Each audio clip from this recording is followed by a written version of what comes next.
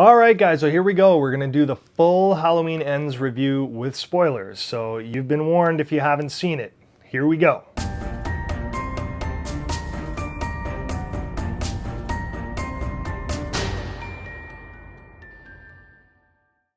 Okay, so first off, how about that ending? What did you think of that? I thought that was kind of crazy, you know? That battle scene between Laurie and Michael I thought was painfully short. Like, what is going on? You know, we saw the trailers, and I feel like if you stack the trailers up and watch them, you get more battle with Laurie and Michael than you actually do in the movie. The movie is so short. I mean, by the time Michael shows up and, you know, she has this legit battle with him, he's depleted again. I mean, he's strong, but he's not that strong. Laurie does her thing, you know. She stabs him like we saw in the trailer, and he does get up. He doesn't get up immediately, but, you know, and she just keeps attacking him. She's able to pin him down and, you know, basically hammer a knife into his hand to hold him on this, you know, table, pull his mask off as we saw in the trailer. And then she did, like, he's just sitting there vulnerable, and he's like, he's stuck, right? And she fucking bleeds him out. It's crazy. She takes the knife, slash, and he just starts pissing blood out of his jugular, and you're going, oh wow, this is really happening. She's going to kill Michael just like that after a 1.5 minute fight scene.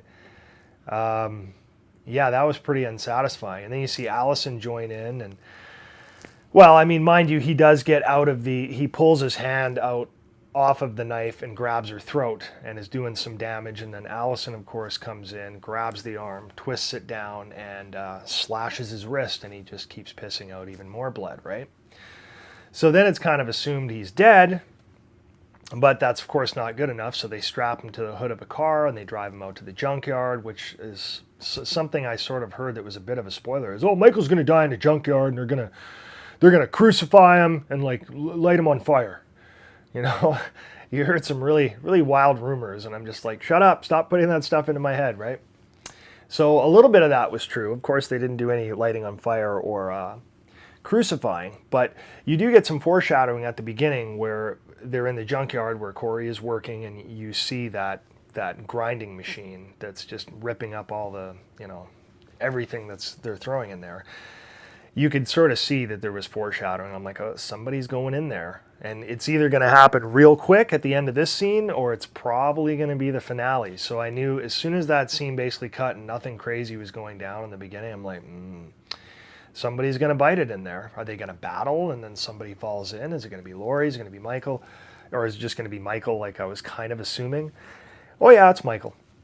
So they throw him in there, he folds in half, and you see his head break and everything. And Christopher Nelson, god damn, that was awesome. As well as some of the other kills in this movie. They were really cool. He did such a good job with it. As always, I mean, that man is a legend. Really, really good work. So, yeah, I look forward to seeing what he's going to do with The Exorcist next. I hear he is a part of that project that Blumhouse, I believe, is doing. So it'll be interesting. I thought it was a little crazy seeing Corey doing a lot of that killing, you know. Early on, you see when the little boy dies, he's just basically a little shit. And he's doing something he shouldn't. So Corey kicks the door in and, of course, hits him so hard that he goes over the railing and just bang, gnarly death. That kid was mangled the way he hit the ground. And again, Christopher Nelson, wow. Amazing effects, but you really feel that impact of holy shit, like just a total freak accident. So Corey is totally innocent, you know, he didn't do anything wrong. He was actually kind of maybe more of a nerdy kid is how it came across, because this happens in 2019 and then a few years go by and apparently there was a trial and everything, and he of course got off. I mean, it wasn't anything deliberate, just a freak accident, but the entire town is like shitting on him all the time. So that's pretty crappy. And then it's the same kind of thing with Laurie, whereas that's where I think they have that common ground where, you know, they sort of hit it off together, is they've had this tragedy happen and the whole town is kind of holding them responsible, you know. Like every now and then you'll see someone from Haddonfield basically shitting on Laurie, saying it's all her fault. And you see that one character come back, the I believe she's the gravekeeper from the 2018 film, and she was in Kills with the drone. You know her. She got light bulb throat. That was a great kill. I was shocked to see she's still alive. I mean, she didn't have any lines, of course, because how are you going to speak with that kind of a scar in your throat? But her sister is there, and she's just shitting on Laurie. It's your fault. She happened to be your neighbor. You don't even know her name.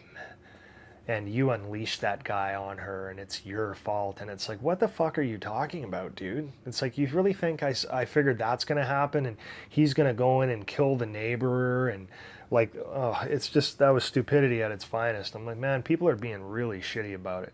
Nobody's factoring in that she's lost her daughter, her friends. She's been completely traumatized her whole life. Like, get the fuck out of here. That was a little ridiculous.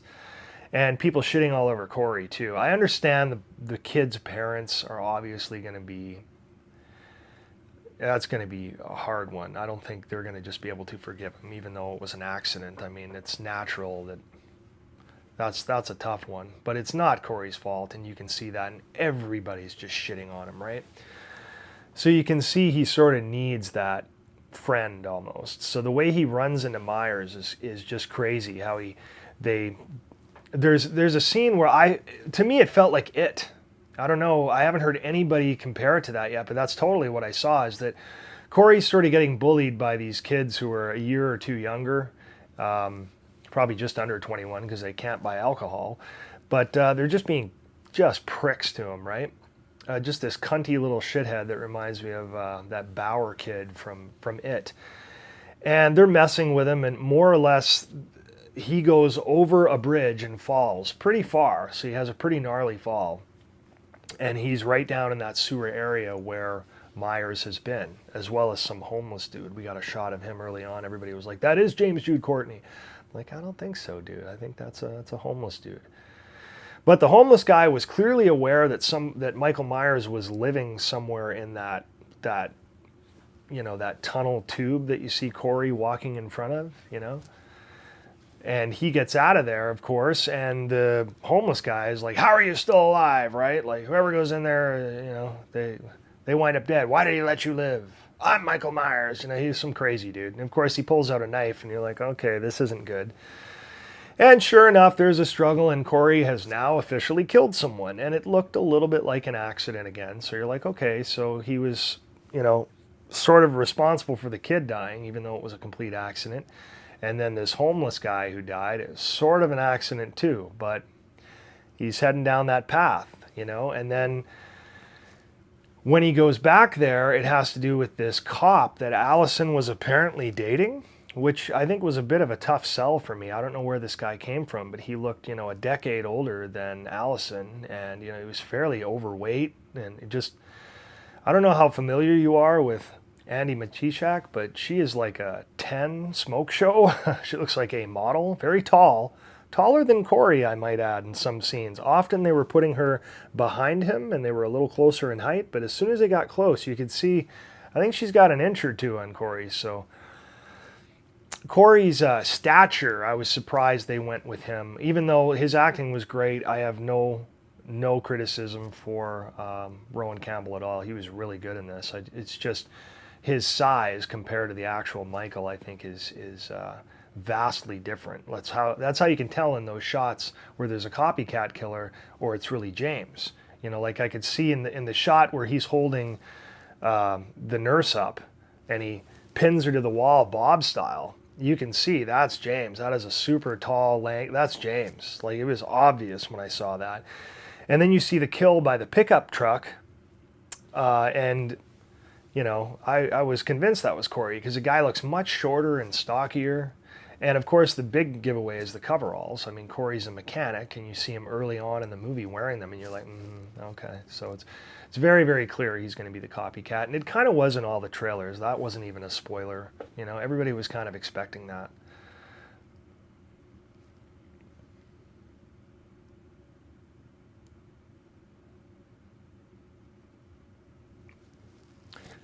But there was so much going on in this movie, I felt it kind of hurt it a little bit with all these little subplots and stuff. Like, we had Allison's a nurse now, and she works for this doctor who's kind of a womanizing coont, if you will.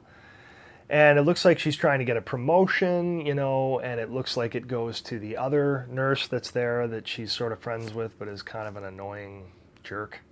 And I'm sure they made her that way because they're going to kill her later by pinning against the wall. That's obviously who that is. So she dies right there at the doctor's house. So the doctor looks like he's trying to, you know, sort of seduce her or, you know, do bad doctor things that he shouldn't be doing. Just, you know, he's got a little bit of a Harvey Weinstein thing going on, which is really creepy. So I don't know why they had to do that. I guess just to get some more kills in. But it felt kind of pointless even doing that. I felt it's probably adding a little more to Allison's story, I guess, knowing what she's dealing with at work, and the guy's kind of a dick. So it, you know, it was nice to see him have to bite it on camera, more or less. But and then who's doing it? You see Corey, and that's just wild. You know, he's just stabbing away wearing that other mask, and then you see him looking through the window at Myers, who's sort of hiding out, waiting to kill her. And it seems like he's getting more powerful with each kill, right? So I was thinking, okay, cool. So Corey's going to help him get his kills a bit. He's going to get his strength back, and he's, you know, daddy's home, you know what I mean? And he's going to start fucking everybody up, and Corey's probably going to be history, you know? I mean, Sartain was history. It didn't matter that he helped Michael and tried to keep him alive and, you know, helped him escape. It didn't mean anything. I mean, Myers just killed him anyway, so I figured that was probably coming, and which eventually it does, as you know. So I felt like all those other little like subplots kind of clouded it a little bit when I liked it. Like I said, the story is still good. It's just not the story I wanted to see. You know what I mean? Like that's why it's a 7 out of 10 for me, because it was a good story. It was entertaining. Again, just not the direction I would have taken it. So that part was disappointing, right? I felt there should have been more focus on the Myers-Laurie story and not quite as much on Corey. Corey should have been like a bit more of a side character, but they really brought him front and center and made it all about his struggle, and he's sort of the catalyst to bring Michael out, you know, but it didn't really work out like that. It's like Michael in some scenes was extremely vulnerable and weak. Like he has a tussle scene with Corey in the sewer and he fucking loses. Corey ends up on top. What? You know, like really? And this is after Michael had killed that cop and seemed to like, you know, he did something almost like he was getting stronger, right? You don't see him like healing or anything, but you just by his body movements and stuff, you can see it's affecting him in a good way. So it's weird that he just wasn't strong again, you know?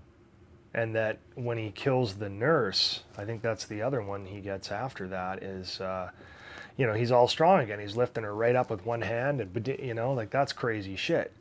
So it's like, how are you doing that? And Corey is overpowering you. Like, what?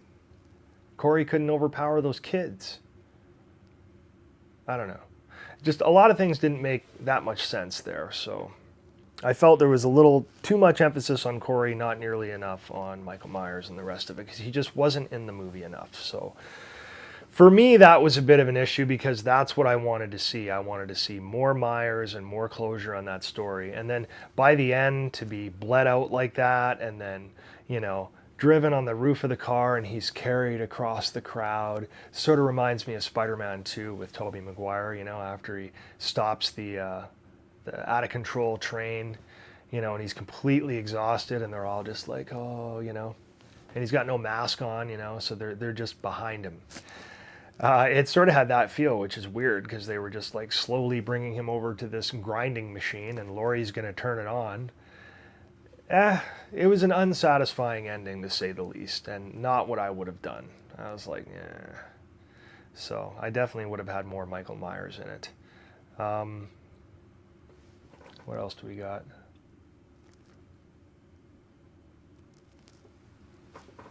Yeah, the ending, as Jay put it on We Watched the Movie, it was unceremonious. And I agree with that. That is exactly what it was. It's an unceremonious ending. I think there should have been more to it after all these years. You know, I felt like it was just sort of swept over, and they just want to sort of explain it that way, but we're talking about Corey and this struggle and, you know, this slow descent into darkness. Then you got that annoying radio DJ guy that they just throw in your face, like right from the beginning on the radio. He's really obnoxious, and I don't know why that needed to be in there, but I guess they wanted to go to the radio tower.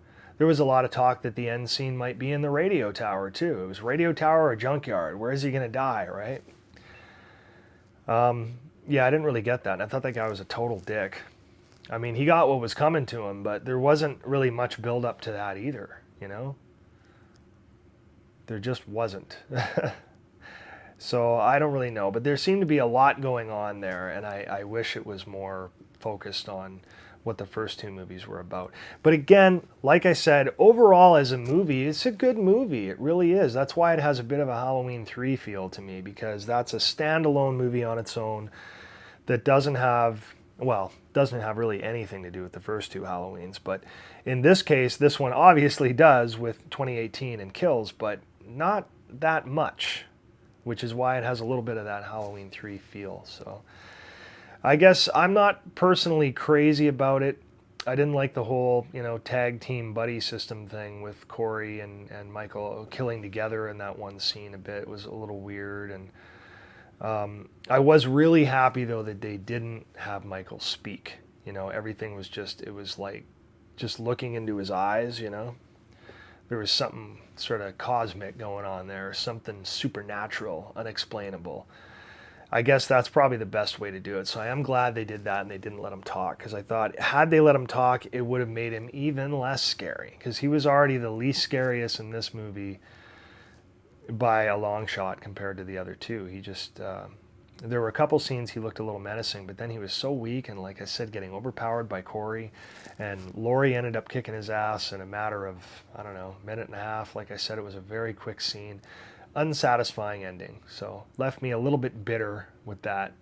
But again, I did not hate the movie. I still think it is a good movie, and I will watch it again. I will definitely be buying it like I always do. I have an Ends mask coming, so that's exciting. Although now I'm not as keen on cosplaying Ends as much as I like Kills and the 2018 one, just because of how Myers was in those two movies versus how he is in Ends. In Ends, he's kind of weak, doesn't have a lot of camera time. The mystique is just way lower, right?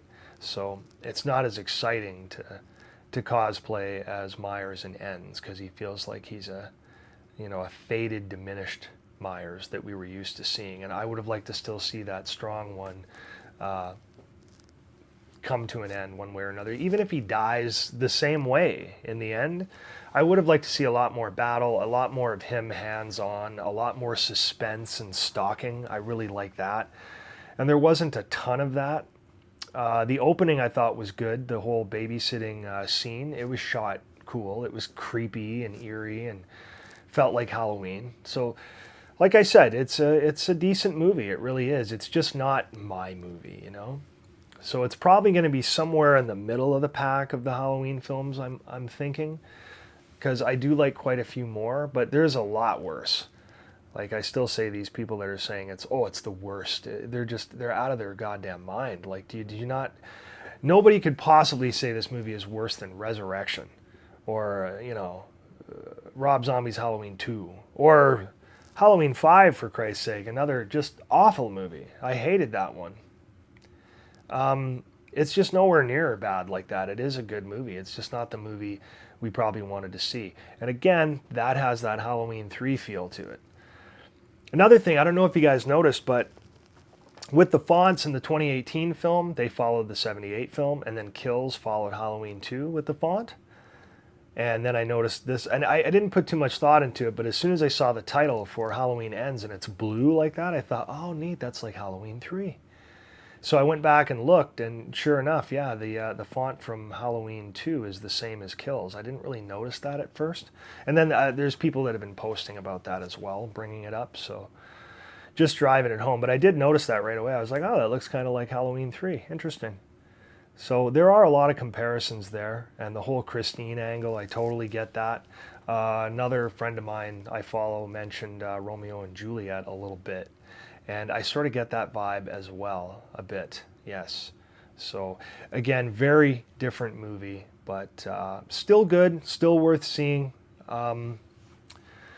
And I don't think David Gordon Green and Danny McBride let me down. There were some other writers that got involved too. And I mean, dialogue, all that stuff's fine. Cinematography's good.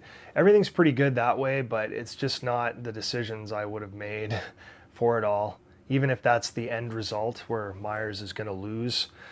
And you know, I pretty much watch it to see Michael Myers doing his thing. And I love Laurie Strode. She's always been my scream queen. You know, she's my final girl. But yeah, I would have done things a little differently if I was at the controls, which obviously I'm not, and neither are all of you, so that's why we're giving our opinions here. But I feel like there wasn't quite enough emphasis on some of those original characters. We didn't get to see as much of them as I would have liked, and so many twists and turns on the new stuff. I would have liked that to have been different. But again, decent movie overall. I did not hate it like some others did. I would give it a solid 7 out of 10. Or if we're going to do a 5-star ranking, I would probably do a 3. That'd be a 3 for me. But that's why I like to do it out of 10, because I feel like it's a little better than 3 out of 5, but it's definitely not a 4 out of 5. No. And I'm the kind of guy that, you know, I liked Kills. I would have given that, 8 out of 10. And Halloween 2018, I would have given an 8.5. I think that's just a touch better, because those are some of my favorites. They're definitely really good. This one, not so much. But again, the story, solid, decent movie. So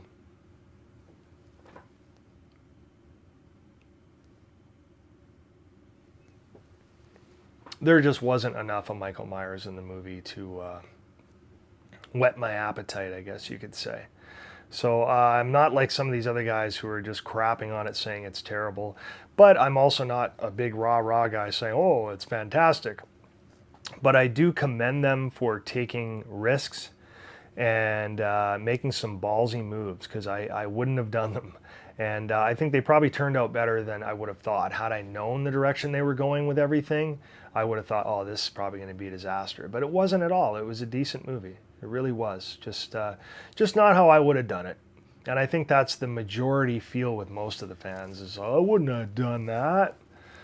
So that's probably why they're pissed, is you're not going to get that movie that's going to wrap up the 2018 Kills trilogy storyline as neatly as you probably would have liked, or as thorough as you would have liked, because like I said, Myers just doesn't have the camera time, and he loses a little bit of that mystique and mojo with him being a badass and being scary, you know. So that's the tough part. Well, let me know what you think, and spoiler away on this one.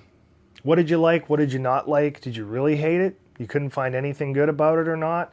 Or maybe you're one of these people that really loved it. You loved the different angles and the different storyline. I did feel like it was a cool change, but again, it's just not what I would have done. It's not what I would have wanted to see. I mean, seeing Michael being really vulnerable is just not something I was really wanting to see, you know? I was really pumped to see how amazing he became in Kills and how unstoppable. It was like, holy shit, look at this guy, he's a badass. It's unbelievable.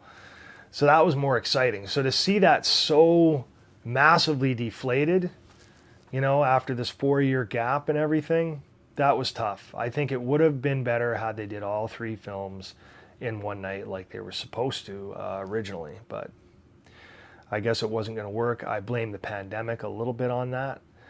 It definitely played a role in this new story we got. So on the one hand, cool story, entertaining film, pretty well acted, pretty well shot, just not the decisions I would have made with a lot of it. It was a little hokey.